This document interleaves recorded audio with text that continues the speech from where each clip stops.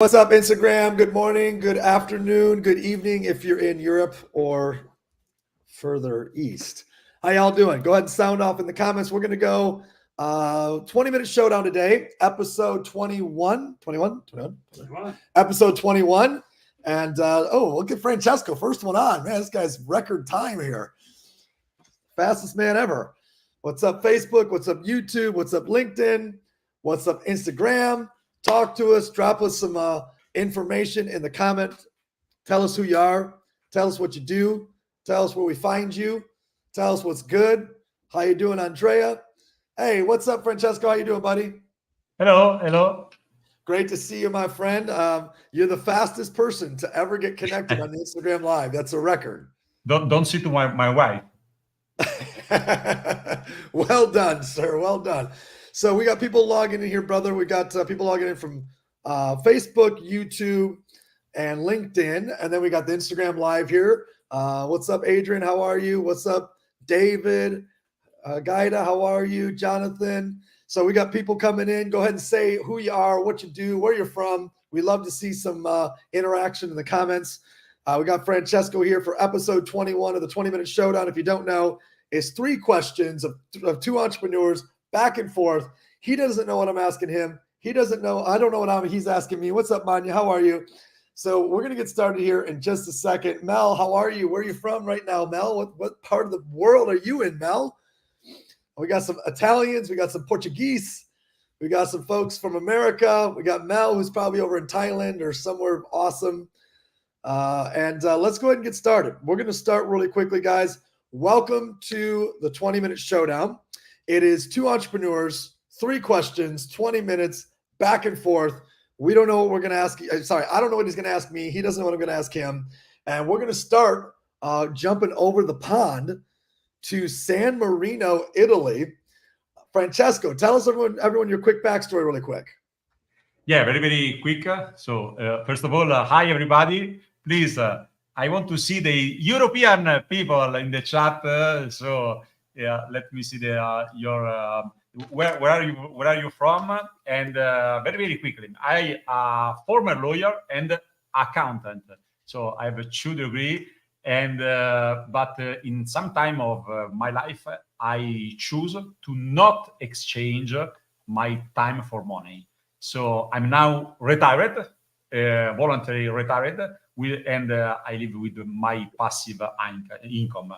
I'm a lover of sport. I did an Ironman last month, and I have 3 great kids. I would like 5, but my wife told me enough for now. 3's enough, man. 3's enough. Yeah, for the moment, yes. And tell us about your passive income. Tell us what you do there. Yeah, I'm in particular, I have a lot of passive income, so real estate, trading, and I have a lot of company where I don't work. And my first engagement is in the network marketing, community-based marketing. So it's a new kind of network marketing, more based on the community, and this is my first passion and work. And a great international team builder he is. Cheers to you, brother. Yes. Salute. Yes. All right. So, guys, let me tell you my quick backstory. I am Nick. I'm in Miami, 2 kids, entrepreneur, and I'm originally from Michigan, blue-collar upbringing. I wanted to be successful financially one day. I got lucky and found entrepreneurship at 18 through the direct sales network marketing industry. Failed at it miserably. Finally had some success and really doubled down in my efforts and my focus. Made my first million at 25. Company I was a part of went out of business. I bought the assets to that company and created a company called Visalis, which turned into the Body by Vi 90-day challenge. 19 countries, 3.5 million customers, $2 billion in sales. And one of the people on that journey that I met that was an absolute just rock in launching our most successful European country, our 3rd most successful country overall. The country of Italy is this man right here, Francesco Comito, who has been just an absolute steadfast, the backbone to us launching that country of Italy back then. And we've worked together others ever since in the direct sales world. So we're going to start today and we're going to hit Frank with an international question. I've never gotten to ask this question to anybody on the 20-minute showdown, so we're going to hit Frank with an international question today. What's the experience like, the difficulties, the excitement, the hardships in bringing an American company into, a foreign country? It's not foreign for you, but it's foreign for us, because there's a lot of people here that want to learn how to do international business. There's a lot of people that want to figure out how to open other countries and different businesses. How difficult is it? Whatever you want to speak to. Let's talk about launching a country, bringing a country or products or services from another country into your country. How difficult? Over to you. Yes. So first of all, I apologize for my English. You don't say this, but until an year ago, I spoke and understood almost nothing. So today I have the honor in Italy to translate a person like Nick in front of thousands of Italians. So I'm very proud of this, and I'm a proponent of do the best and then fix. So my English is like that. So apologize for my English. And about your question, bro, what I can say that the culture, the American culture is really different. It's really different. So in general, when you work around the world, you have to understand that maybe the culture could be very, very different. Also with the brand, maybe you can tell some fun story with the brand of some product. So you have to be very careful about the culture. But for me personally, I love a lot the American marketing and American leadership. And so for me, it was easy to work with this phenomenal person like Nick. And so all the struggle that you can have to bring another culture, another job, because community-based marketing in Italian is not maybe so famous like USA, was better with your help, bro. So this is what I can say. What were some of the challenges that you said? So culturally, there's a very big difference in American culture and Italian culture. What were some of the other difficulties in bringing in an American company? In general, the financial, the Italian, they don't have, the European in general, the Italian most maybe, they don't have a financial education.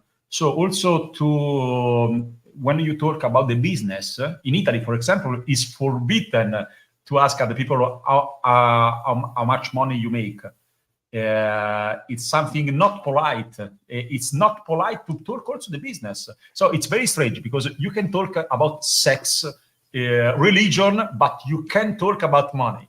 When you bring another business, it's very, very difficult. Yes, you have some friend that tell you everything about the last night with the women, everything about the sex. And if you talk, if you ask something about business, he said, "Sorry, this is privacy. You can talk with me about business."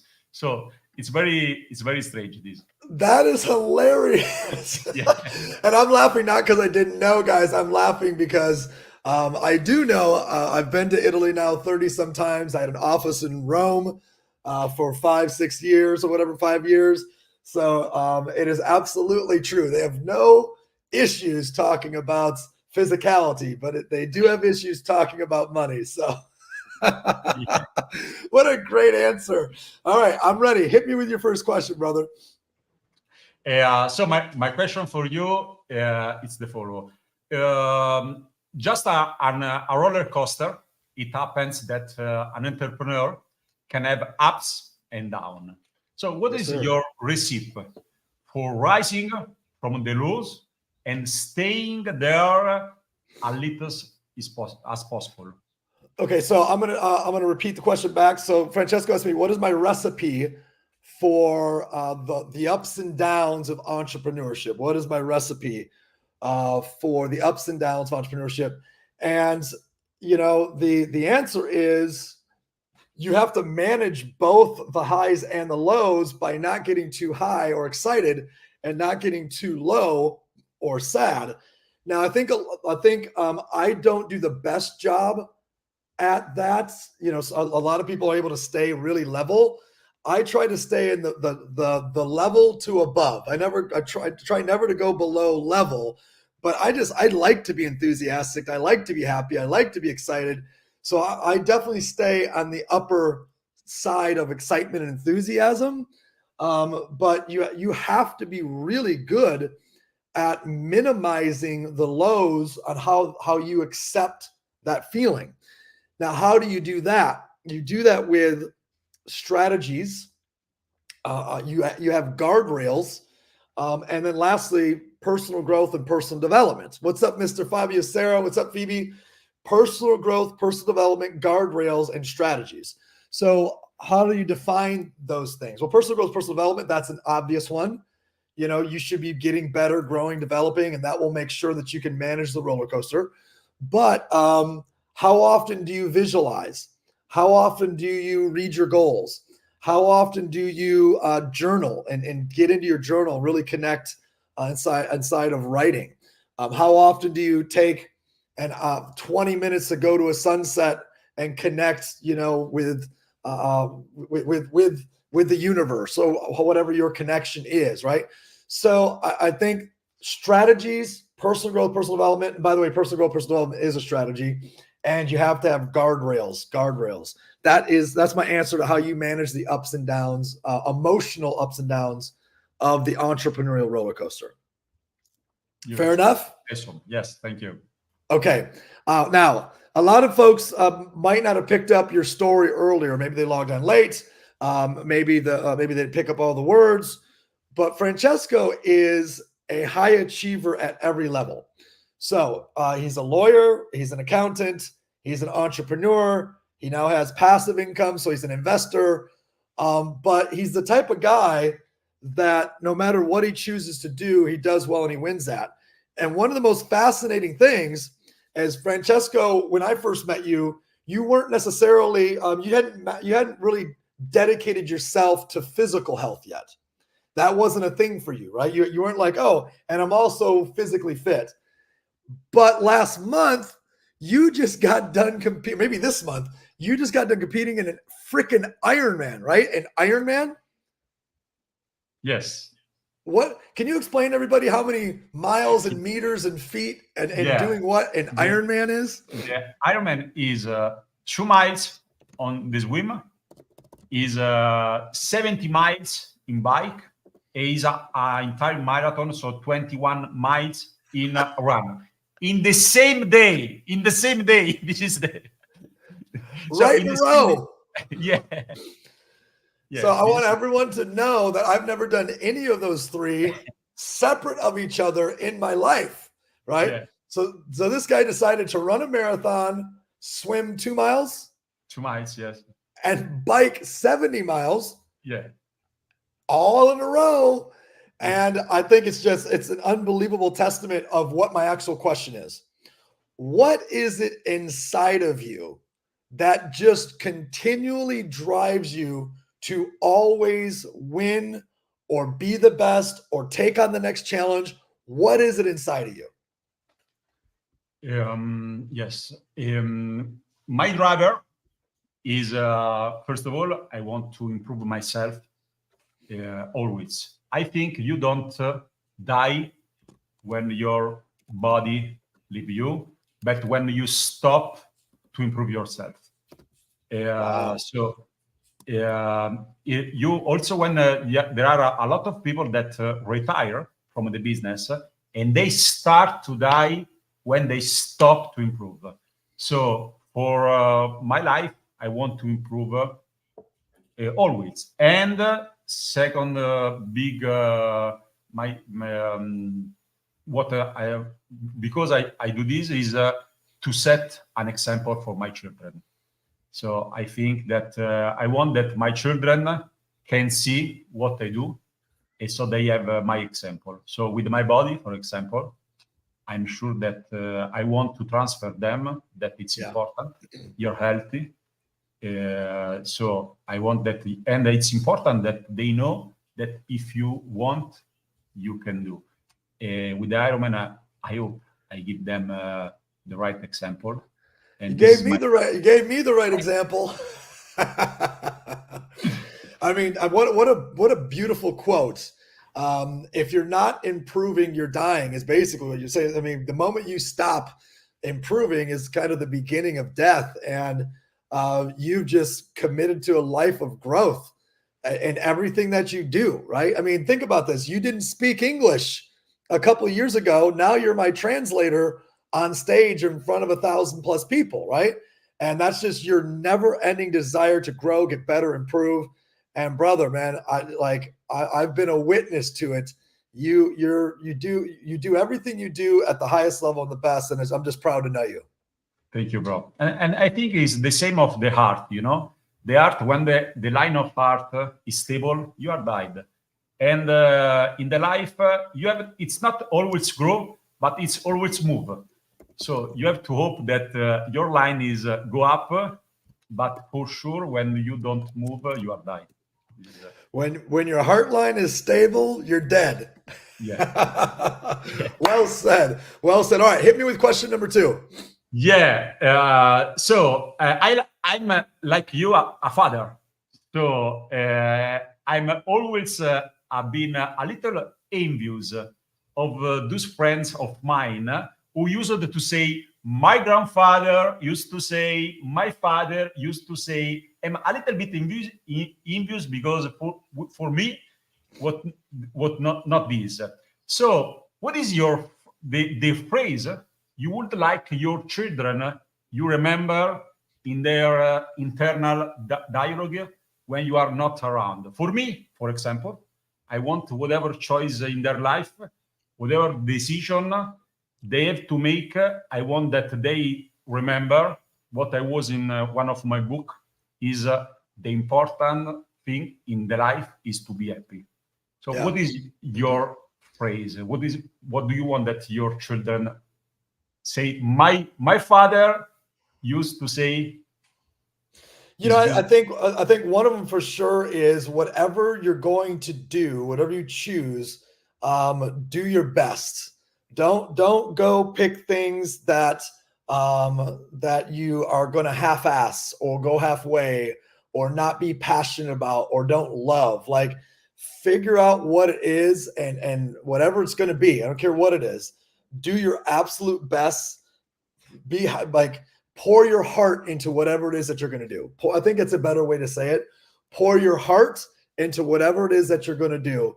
And what a tremendous question. But now you've created a platform or created, sorry, not platform, but a seed for me to actually think about what I want that to be. Because I've never thought about it the way you just said it. So I thank you for actually planting the seed. Now, because I obviously, you know, they're going to remember me for whatever it is that the message that I'm pushing or driving, but I haven't necessarily thought about what I want it to be if it's just one. If it's just one, I definitely don't want it to be, something that's not like powerful. Like I hope it's powerful. So, and we sure as heck as parents don't want it to be negative. Right? Like think about how many parents they think of, how many kids think of their parents, their one line or their one statement or whatever, it might be negative, right? So what a great question. But I'm going to go with for now, and I'm going to process that. Put your heart into whatever you do. Try to ask them. Yeah. Ask them now. Yeah. Try to ask if you have to answer the frank questions. What do you answer? Try to ask your. Yeah. I will, and they'll probably say something about entrepreneurship because right now I spend so much time trying to just put the information of non-traditional education, but they don't understand why. Right? I'm just trying to make sure they understand there's two worlds here. There's a world you're taught in school. And then there's a world of people that are wealthy and successful and etc. And that's not taught in school. So I'm just battling those two worlds. But my guess is they would say something about entrepreneurship. I'm going to ask them today. Yeah. Please let me know. Please let me know. My Nicholas is probably going to say, "Get your ass to bed," or "Brush your damn teeth," or something. Something like that. So, okay. Third question. So I'm going to go the complete opposite direction of the last question I asked you. The last question I asked you was about, how the heck you just perform at such an elite level all the time, whatever you choose. So the other direction, and knowing you're probably like me, where you don't use the word in your brain such as failure. So what was a temporary defeat that you felt or that you experienced in your past, and what did you learn from it / how did you overcome it, etc.? How did it make you better? My temporary defeat, or better, my temporary uncomfortable zone, because fortunately I don't had in my life a really defeat, a really failure. I don't know if for sure it's lucky.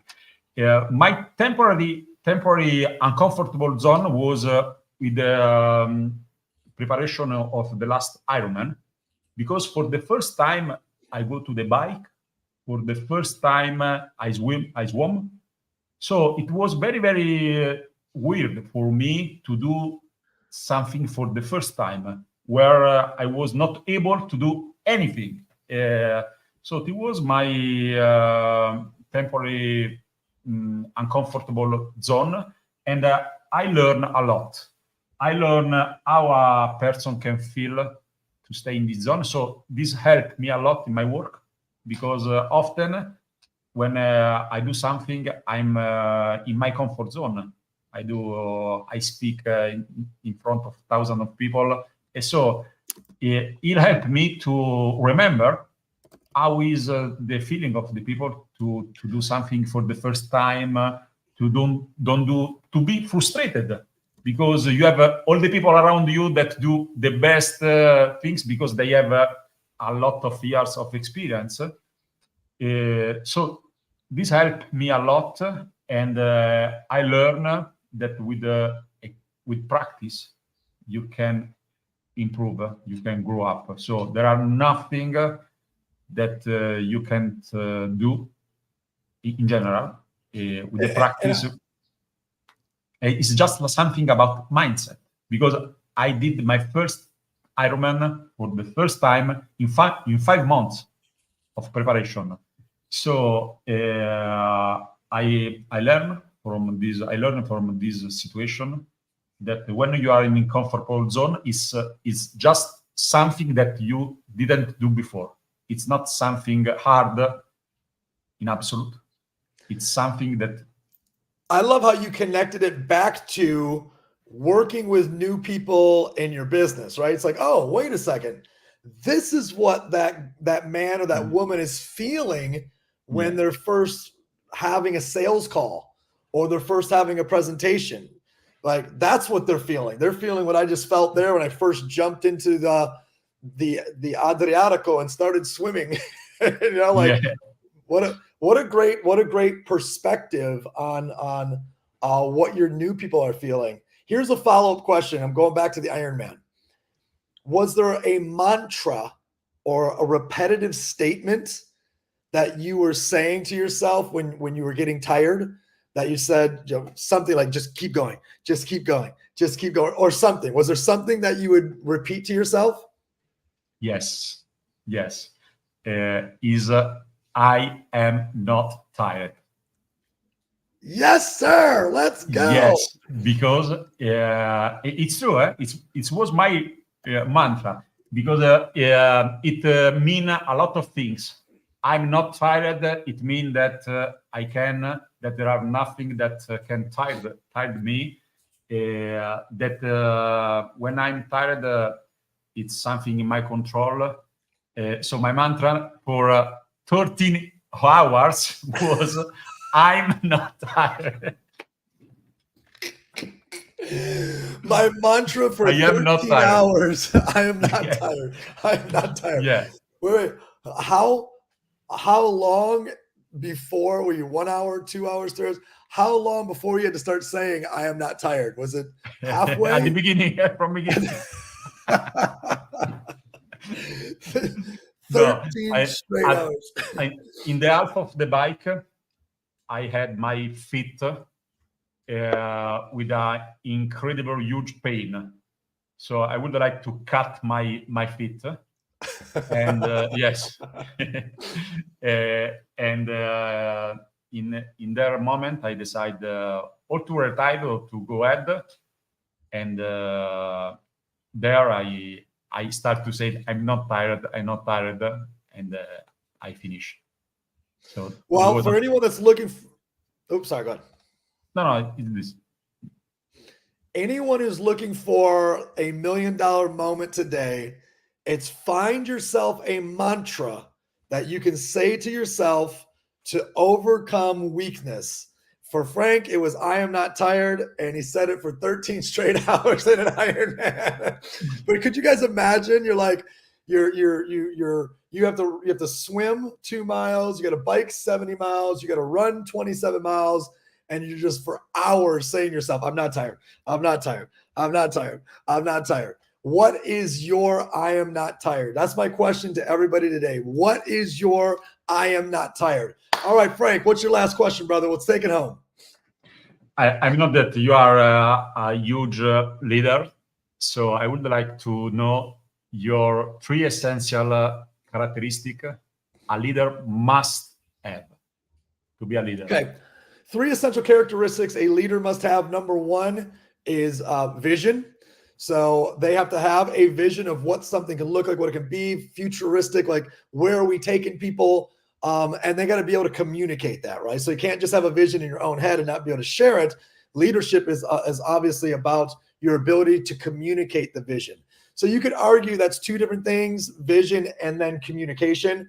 But I think the art of communicating vision is absolutely positively number 1. Number 2 is to identify, not necessarily in this order.